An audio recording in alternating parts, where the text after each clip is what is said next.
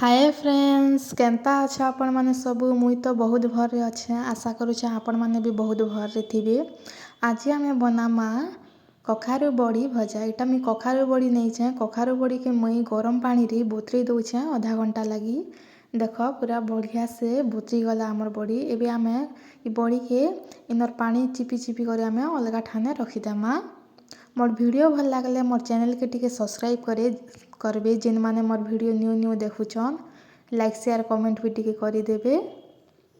देख मैं सब बड़ीटा करदेली। एबे आमे बड़ी के टिके भल से चटकी देमा पूरा मेल्ट करिदेमा बिले देमा भल से।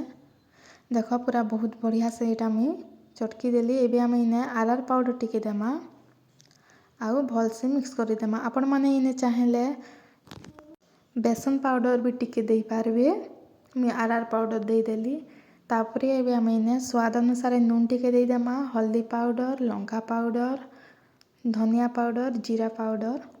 तापरे एबे आमे इने ऑयल गोटे दे देमा। एटा मैं बड़ ऑयल गोटे छोट छोट कर काटिचे आउ धनिया पत्तर दे देमा आउ भल से टिके टाके आमे मिक्स करि देमा।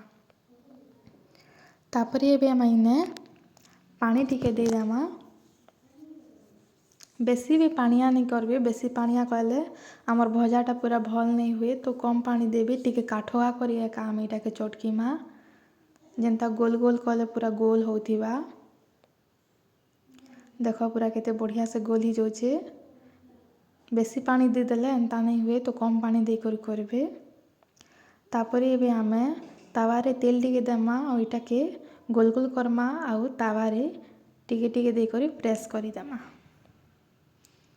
देखि पारुथिबे आपण माने एंता करी एका बनाबे बहुत भल लागसी। सबू के मुई एटा तावारे दे देमी। कखारु बड़ी का के भल लागसी टिके कमेंट करबो। तापरे एबे आमे एटा गोटे साइड हला परे आ थरे उल्टे देमा। आमे एटा टिके देखि कर उल्टा भी नहीं हेले एटा भांगी भी जाइसी।